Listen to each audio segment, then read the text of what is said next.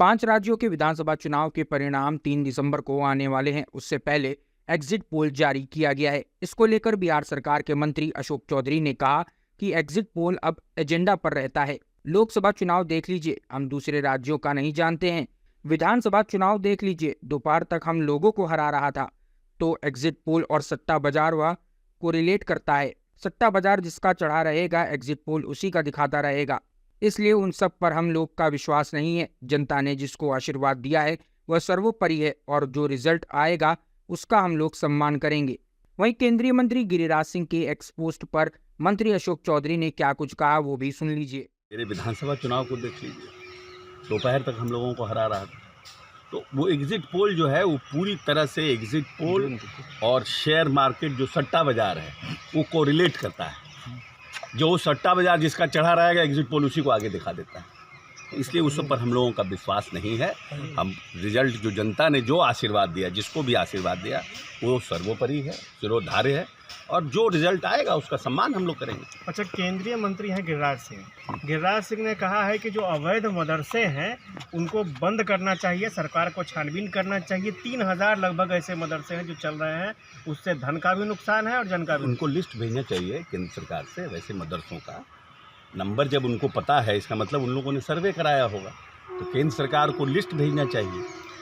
अब मदरसे भी हैं बहुत से, स्कूल भी हैं बहुत से, लेकिन लोग पढ़ तो रहे हैं, बच्चे पढ़ तो रहे हैं। अवैध हो चाहे क्या बोलते हैं वैध हो, अब सरकार से जब आप दे ही नहीं रहे हैं पैसा, तो कितना स्कूल है, प्राइवेट स्कूल है, वो काहे नहीं बंद होना चाहिए? वो भी बंद होना चाहिए। जो अवैध प्राइवेट स्कूल है उनको भी बंद करिए, जो डीओ से यहाँ रजिस्टर्ड नहीं है उनको भी बंद करिए। ओनली मदरसा का है। ये सब विदंगड़ा करने वाले लोग हैं। कम से कम लोग पढ़ा तो रहा है, बच्चे हमारे स्कूल तो आ रहे हैं। नीतीश कुमार के आने के पहले 12.5% बच्चे स्कूल के बाहर थे। कम से लोगों में ये ललक तो है कि हम अपने बच्चों को पढ़ाएं।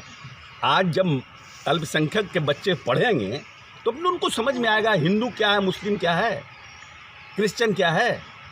नहीं तो ऐसे ही लोग फंडामेंटलिस्ट लोग, ये जो गिरिराज सिंह टाइप जो फंडामेंटलिस्ट लोग हैं, जो खाली हिंदू के नाम पे विदंगड़ा करते हैं।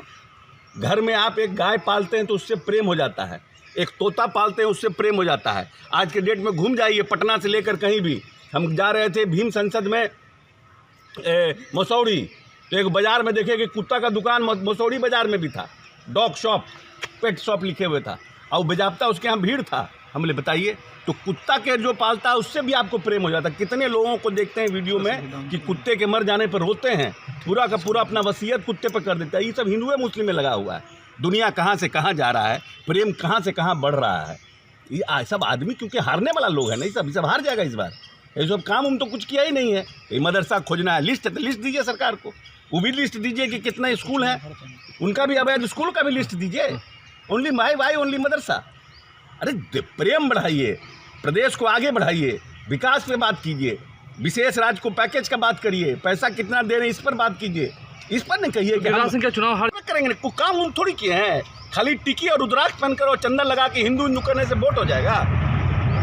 एक सवाल। नहीं, देखिए ऐसा है कि रत्नेश सदा, सुनील कुमार, रूबल रविदास, ललन भुइयाँ, निराला जी सब ने बहुत मेहनत किया।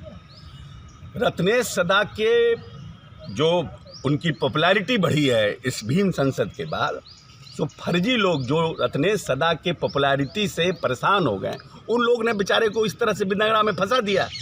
जो लोग इनके खिलाफ चुनाव लड़ते हैं, जो इनके जाति के आते हैं, उन लोगों ने मौत करके किया। रत्नेश सदा के इसमें कहीं भूमिका होने का सवाल ही नहीं उठता है। रत्नेश सदा ने इस कार्यक्रम को सफल कराने के लिए कम से कम 15-20 जिलों का दौरा किया। उन्होंने इतना बढ़िया कार्यक्रम में सहयोग किया, अपने यहाँ लोगों को बुलाए, रात में ठहराए, हम खुद गए हैं उनके घर पर। ये सब विदंगड़ा करने वाले लोग हैं जो रत्नेश सदा के इमेज को गिराना चाहते हैं, और ये रत्नेश सदा के समाज के लोग हैं, और जो रत्नेश सदा के खिलाफ चुनाव लड़ते हैं वो लोग हैं। हमारे काहे के खिलाफ होगा, क्या बात करते हैं, सवाल ही नहीं उठता है।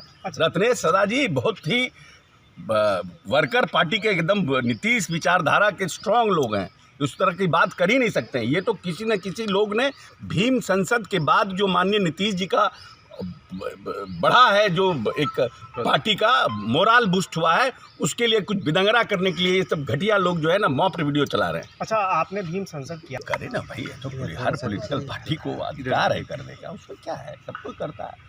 जितना अंबेडकर की बात होगी, जितना भीम संसद की बात होगी, जितना दलितों पे चर्चा होगा, वो तो दलितों के कल्याण के लिए ही होगा। चुनौती देने की भी तो है कि आपने इतने लोगों को बुलाया तो हम भी दिखाएंगे हम शक्ति तो- परीक्षण। हम तो स्वागत करते हैं, जो लोग ने इसका ऐसा निर्णय किया है उनका हम स्वागत करते हैं। सभी राजनीतिक दलों में दलितों का वर्चस्व बढ़े, उनकी पैठ बढ़े, उनका राजनीतिक कद बढ़े, इससे अच्छी और बात क्या हो सकती है हमारे लिए। नहीं, वो कहते हैं कि आप लोगों की घबराहट दिखती है, जिस तरह से आप रैली पे रैली कर रहे हैं, पब्लिक के बीच में जा रहे हैं, अब जा रहे हैं पब्लिक के बीच जब चुनाव आया है। कौन? बीजेपी के लोग कह रहे थे कि अब आप पब्लिक के बीच जा रहे हैं जब चुनाव आया है। ये सब लोगों के पास कोई अब मुद्दा रह गया नहीं। इनसे सिर्फ दो बात पूछिए, महंगाई बेरोजगारी, महंगाई बेरोजगारी, महंगाई बेरोजगारी, बोलिए इस पर बस। अगर आपको हमारा वीडियो पसंद आया हो तो इसे लाइक करें, सब्सक्राइब करें और साथ ही बेल आइकन दबाना ना भूलें।